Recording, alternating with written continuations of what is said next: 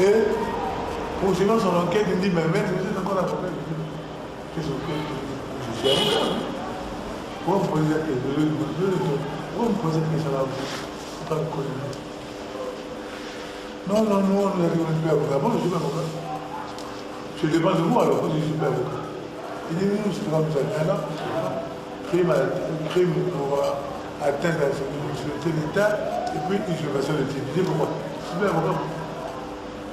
Je suis avocat. Pas plus tard, il y a 3 jours, j'ai été plaidé. Quelqu'un a dit, oh, c'est pas arrêté, mais oui. Pas plus tard, il y a 3 jours, 2 jours, j'ai été plaidé. J'ai fait des délais, quelqu'un qui était détenu. Il dit, faites ce que vous voulez, j'attends. Ils vont venir pour pouvoir nous expliquer. Et finalement, cette audition a duré, je crois, 10 minutes, 5 minutes. On arrive. Il a clôturé l'audition. Et ça a été, ce fut le tour maintenant de mon collègue au maître au message, lequel est arrivé. On dit aussi, vous aussi d'être posé pour le crime contre la sûreté de l'État. Il a été subi comme moi, autant. Il dit, crime, atteinte à la sûreté de l'État. Mais ça, c'est pas l'atteinte à la sûreté de l'État, monsieur mon collègue. Il dit, ah non, vous avez besoin de nous entendre sur ce chef d'accusation. Puis c'est été entendu. Dès qu'ils ont terminé leur audition, ils ont demandé de lire. J'ai fait rectifier quelque chose qui n'allait pas, on a rectifié. J'ai signé. Et sous les ailes, vous comprenez, vous voulez passer le signe. Il a posé ce signe. Lorsque vous avez dit, vous avez dit que c'est un crime flagrant. Donc, immédiatement aujourd'hui, vous devez nous présenter au parquet pour que nous soyons jugés. C'est ça le crime flagrant. Si vous ne le faites pas aujourd'hui ou plus tard, demain, il faudrait que nous allions au parquet pour que le tribunal puisse nous juger. On a plein de crime flagrant. Vous voyez ce qui s'est passé. Lorsqu'on a arrêté Kofi Olomide, vous voyez, pour le crime flagrant ou bien délit flagrant. On a arrêté aujourd'hui, le lendemain, on a commencé on l'a fait passer devant le tribunal. C'est ça le délit flagrant. Ça on appelle le crime flagrant. Pour en revenir à notre petite histoire, et le lendemain, effectivement, nous avons été en arrêté le 9, nous avons passé notre commissariat central, et le lendemain matin, 9h, la police a décidé de nous transférer au parquet. Quand on est arrivé au parquet, j'ai dit, c'est vous qui avez demandé que nous soyons arrêtés. Il dit, ah oui, mais moi j'ai reçu des instructions. Lui aussi, il répond qu'il aurait reçu des instructions. Il dit, ah bon, vous avez reçu des instructions. Ce que vous dites, la tête de la sûreté de l'État, c'est ça la tête de la sûreté de l'État. C'est bon. Il dit, ah oui, qu'est-ce que je veux dire? C'est pas ça la tête de la sûreté de l'État. Moi j'ai plaidé pendant près de 16 ans pour le compte de l'État. Et je sais ce qu'on appelle la tête de la sûreté de l'État. J'étais l'avocat, le seul avocat du gouvernement congolais pendant 16 ans. Pendant Sassou 1, pendant le Souba, pendant Sassou 2, pendant Milongo. C'est moi qui étais l'avocat du gouvernement. Donc je connais ce qu'on appelle la tête de la sûreté de l'État. Quand on mange quelque chose, ça s'appelle la tête de la sûreté de l'État. Il dit, ah, ça c'est vous l'initiative, le deuxième homme supérieur. Et vous avez dit que nous avons été pris sur la base d'un flagrant délit. Mais un flagrant délit, il faut qu'immédiatement nous passions à l'audience. Soit vous le faites aujourd'hui, soit vous le faites plus tard demain. Ah oui, mais on voit c'est à moi des exigences. Moi j'ai lu, vous avez décidé de choisir la procédure du délit flagrant. Le délit flagrant, c'est un délit que j'ai commis à peine qu'on a constaté, que vous avez des indices, que vous devez faire passer devant le tribunal immédiatement. Malheureusement, au lieu de le faire, non. Il dit non, je ne le fais pas demain, j'ouvre une information. Il nous a donné la loi de juridiction, lequel aussi, c'est jeté sur le dossier sans pourtant voir ce qu'il en a fait. Puis il s'est mis à sur le dossier. Et je reviens sur le crime flagrant. Mais je devais le juger. Mais vous n'êtes pas compétent. Quand c'est un crime flagrant, vous dites flagrant, nous passons devant l'audience. On ne vient plus devant le juge d'instruction. Là, on vous fait ouvrir une information pour entendre les gens. C'est tout. Si c'était une information normalement qui devait être ouverte, nous serions convoqués, nous serions appelés par la police, soit par vous-même, et nous serions convoqués. Normalement, la procédure a reçu son cours normal, mais vous avez un délit flagrant. Le délit flagrant, c'est que vous êtes sûr de ce que vous dites. En ce moment, on passe directement devant le tribunal et on est jugé par le tribunal, soit le même jour, soit le lendemain. Mais vous voulez que nous déposions devant vous. Mais vous forcez tout, qu'est-ce que vous voulez? Et il y a eu une altercation vive entre le d'instruction et moi-même. Cette audition d'ailleurs, nous avons eu une altercation vive. Et je leur ai dit, vous ne connaissez rien. Ce que vous ne connaissez, je leur ai dit, vous ne connaissez rien vous-même et votre procureur. Je crois que nous sommes présents, que ce procureur de la justice n'est pas à côté de ses pommes. il a continué de sa plaque. Alors finalement, nous avons donc été placés, suivant le mandat de dépôt pris en date du 10 avril. Nous avons donc été placés à la maison.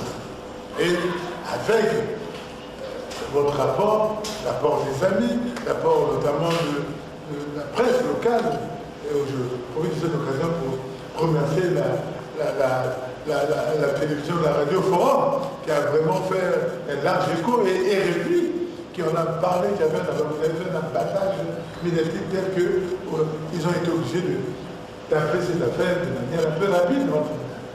Lorsque nous sommes arrivés devant le tribunal, il y a eu, je crois, 2 ou 3 audiences successives qui sont tenues, et enfin, le dossier a été mis en délai, et le chemin a été rendu en date, je crois, du 27 juillet.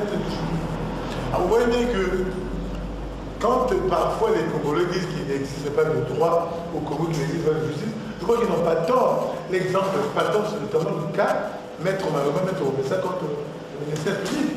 Comment voulez-vous qu'un tribunal sérieux puisse dire, puisse retenir le Maître Malonga sur la base du chef d'accusation d'usurpation de titre et ne pas dire qu'il y a escroquerie? Si seulement il était sérieux. Dès lors qu'on a retenu le chef d'inculpation d'usurpation de titre, il doit y avoir nécessairement escroquerie. Mais d'une part, ils disent qu'il y a usurpation de titre, et de l'autre côté, ils disent qu'il n'y a pas escroquerie. On n'est même pas sérieux. Parce que le deuxième chef d'inculpation s'adosse sur le premier.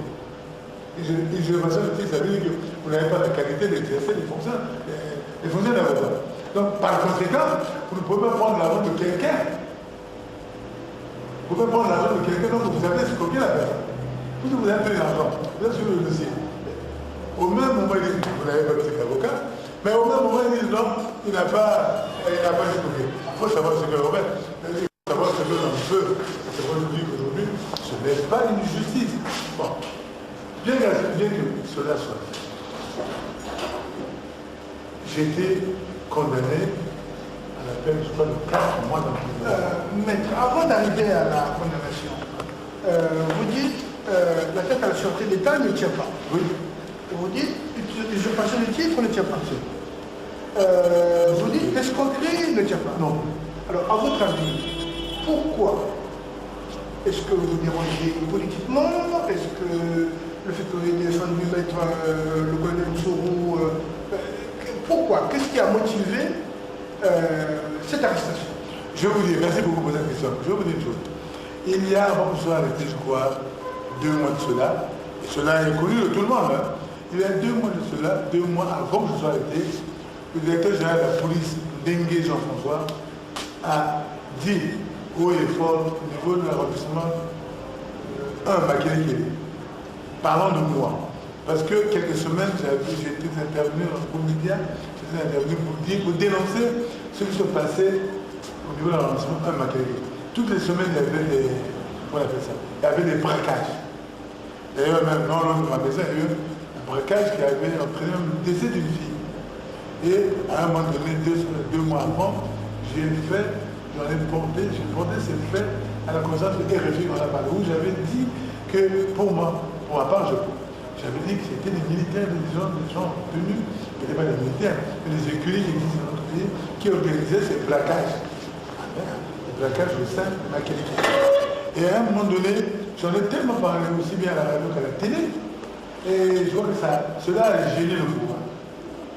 Et d'ailleurs, après que j'ai fait ces déclarations, les braquages ont pris fin, notamment dans la localité de Makelekele, je ne comprenais pas pourquoi ces braquages avaient été ciblés seulement au sein de l'arrondissement à Makelekele et pas ailleurs. Je comprenais, je disais que finalement c'était un peu politique. J'en ai parlé. Mais le général Ndéli, lors d'une descente qu'il a faite à Makelekele, devant les chefs de cet arrondissement, il a parlé de moi.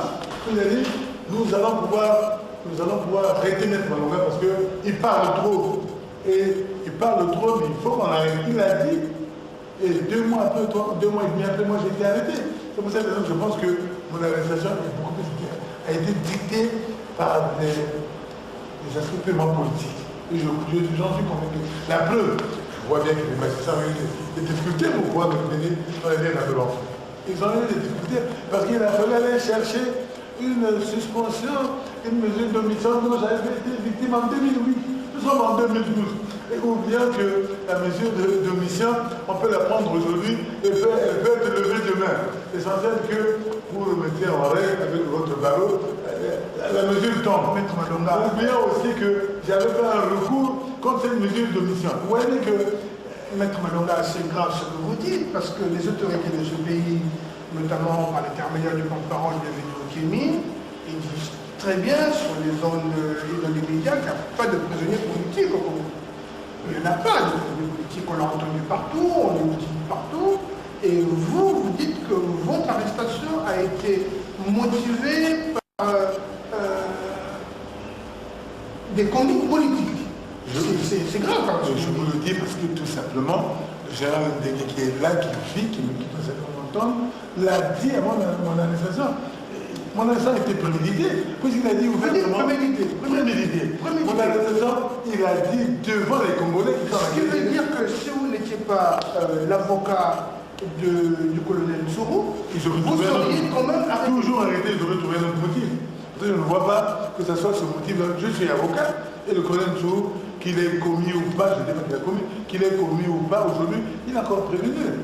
Parce que dire que le colonel Tsuru est condamné, il faut attendre jusqu'à ce qu'il y ait une condamnation qui le condamne, effectivement, pour le reconnaître qu'il est coupable. Aujourd'hui, le colonel Tsuru est prévenu.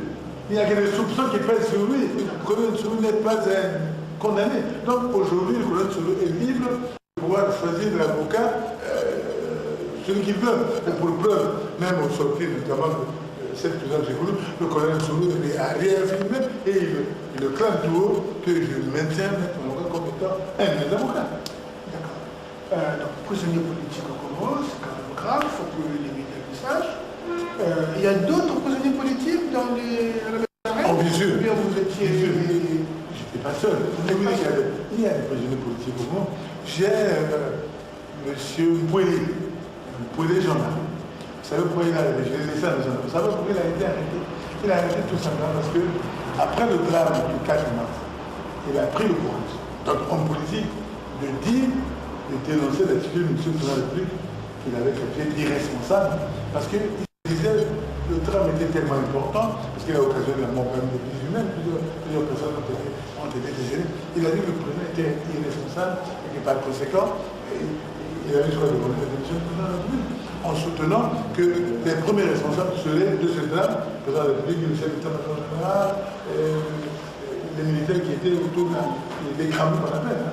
Il a dit, et c'est ça qui a motivé son arrestation. Jusqu'au moment où nous parlons, il est resté, il est détenu à la maison d'arrêt de Bozali pour avoir dénoncé l'attitude du président de la République qui n'a pas voulu. Vous savez, ce drame, on peut en parler. Hein, si moi j'étais président de la République, je déposais le tablier. Si moi j'étais le ministre des Défense, je déposais le tablier. Si j'étais moi le chef, notamment de l'économie, j'ai déposé le tablier parce que c'est grave ce que j'ai passé pour le 4 mars. Ça, c'est un détenu que je parle de Pouilly. Mais il y a un autre qui est là-bas aussi qui s'appelle Elo, je crois que c'est Elo, qui est avec Ntsou, parce que c'est le compagnon de Ntsou. Lui aussi, il est là-bas. Je suis un sympathisant, je crois. Il doit être le gars qui se va faire ses leçons. Il est aussi à la pour le même motif, pour avoir dénoncé la famille, notamment des responsables qui n'ont pas pu prendre la mesure sur les locales. Pour avoir plus ou moins l'attitude un peu irresponsable de nos chefs par rapport aux événements du 4 mars. Et ils sont là-bas, jusqu'aujourd'hui, ils sont détenus à la maison d'arrêt de Mozambique. J'aimerais passer, avant d'arriver au verdict du 27 juillet, à vos conditions d'arrestation. Vous dites qu'il y a des prisonniers politiques au Congo. Est-ce qu'ils sont mélangés avec les prisonniers de droit commun, les voleurs de poules, ou bien il y a un endroit spécial où on met les prisonniers politiques, ou il y a un endroit VIP? Comment ça se passe là-bas? Je vous dis que tout le monde est mélangé. Il n'y a pas d'endroit spécial pour les prisonniers politiques, pour les prisonniers ordinaires. Tout le monde, on est logé à la même enseigne. Sauf que, effectivement, moi quand j'y étais au départ, nous avons bénéficié d'un traitement spécial parce que... Un traitement spécial? Oui, un traitement spécial parce que nous étions logés, ce qu'on appelle premièrement un VIP. Mais vous voyez bien que quelques jours après, nous avons été mutés. On nous a pris de cette cellule, on est allé nous mettre avec des prisonniers de droit commun. Jusqu'au jour où je suis sorti, j'étais logé à la même enseigne que le commun. Brimade, bon, on connaît dans toutes les prisons, ils sont surpeuplés. Il faut Les choses sont difficiles. Oui, parce que ils sont très difficiles. Parler à ce même, c'est un peu tôt de dire une chose. C'est qu'à un moment donné, ce que je n'ai pas compris, on a interdit de nous communiquer, de pouvoir parler entre les deux. Ce qui me paraissait un peu comme une difficulté. Comment on peut demander aux détenus de ne pas se parler? Alors on se contente de même endroit, on vous dit voilà, vous ne devez pas vous parler. C'est un peu ridicule. Mais qu'est-ce qui motivait cette décision? Il n'y a que ça. Moi, encore un point de me toucher parce que dans leur tête, le jour, donc ils se sont dit, je crois qu'il y a une collision, mais moi, je n'ai pas besoin d'avoir une collision pour le jour. Moi, je dois le défendre. Si effectivement il a péché, il doit répondre, c'est ça.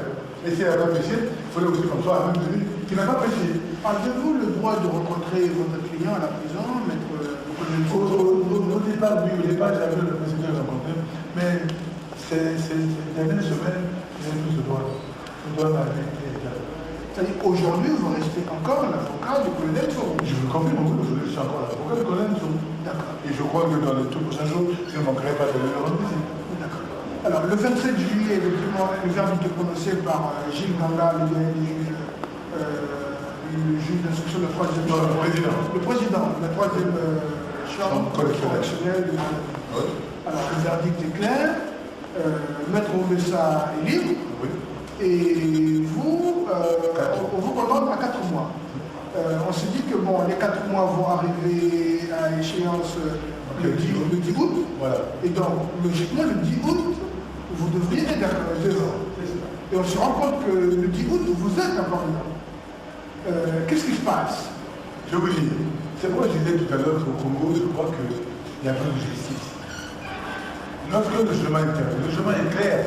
Le chemin dit qu'on a maintenant 4 mois d'emprisonnement ferme, prononce la main levée du mandat de dépôt décerné par le gouvernement de la rue. Ce n'est pas défini pour autre chose. Ça veut dire quoi?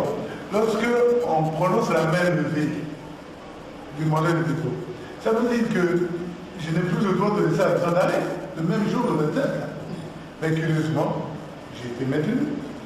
Et alors le président a prononcé la main levée du mandat de dépôt. Alors je me suis posé la question de savoir, du 27 juillet à la date du 23 août, où je suis resté à la maison d'arrêt de Bruxelles sans un titre authentique, sans un titre, sans mandat de dépôt, sans titre officiel permettant notamment au régisseur de me garder dans un établissement du 27 juillet, parce que le tribunal a prononcé la main levée du mandat de dépôt qui avait été pris le 10 avril, la même date que celui du maître Oumessa et le mien. Mais le tribunal avait prononcé la main levée du mandat de dépôt. Lorsque le tribunal prononce la main levée du mandat de dépôt, ça veut dire que la personne qui avait été détenue quitte le temps national, on a levé le mandat de dépôt. Curieusement, on a levé le mandat de dépôt de ça, mais le mien, on n'a pas levé, c'est pour le jeu resté là. Et lorsque j'ai demandé au régisseur sur quelle base vous continuez à me garder, il a été incapable de me dire quoi que ce soit. Mieux, semble-t-il qu'ils auraient justifié ma détention après le 27 juillet, statué, semble-t-il, parce que je n'aurais pas atteint les 4 mois, c'est ce que vous dites. Et les 4 mois devaient arriver à l'expiration le 10 août. Vous voyez que le 10 août, je suis resté en prison. Du 10 août jusqu'à la date du 23 août. C'est hier que je suis sorti du prison, le 23 août. Est-ce que peuvent-ils expliquer aujourd'hui, du 10 août au 23 août, qu'est-ce qui s'est passé? Moi, je sais quand même.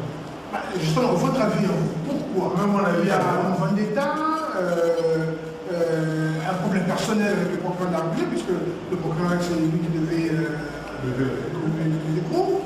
Qu'est-ce qui se passe? Mais moi, à ma connaissance, je n'ai pas de problème particulier avec le procureur de la République, mais c'est pour ça que je vous ai dit que c'est un procès politique qui est. C'est un procès politique. Parce qu'aujourd'hui, je voudrais que le gouvernement, tout le monde le gouvernement me dise, me donne une explication pourquoi m'a-t-on gardé du 10 au 23. Mieux, le procureur de la République a tenté de se débattre en disant qu'il a fait appel. Mais l'article 406 du Code de procédure pénale, l'article 406 du Code de procédure pénale que nous appliquons au Congo, il est dit ceci. Titre 1. Et nonobstant appel, mise en liberté immédiatement après jugement. Le prévenu, détenu qui a été acquitté, c'est pas mon cas, ou absous ou condamné, c'est mon cas, le prévenu qui a été condamné soit à l'emprisonnement avec suicide, soit à l'amende. La linéaire 2 dit il en est de même du prévenu. Donc, on est de même du prévenu détenu condamné à une peine d'emprisonnement aussitôt que la durée de la détention aura atteint celle de la peine de prononcée. Moi, si on applique notamment dans l'esprit du procureur, si on dit que je devais attendre les 4 mois avaient été atteints depuis le 10 août. En principe, depuis le 10 août, j'avais le droit de rester à la maison d'arrêt. Comme vous avez constaté, je suis resté le 10 août jusqu'au 23 août. Est-ce que ce procureur peut expliquer aux Congolais? Est-ce que le gouvernement peut expliquer aux Congolais pourquoi m'attend garder du 10 août au 23 août?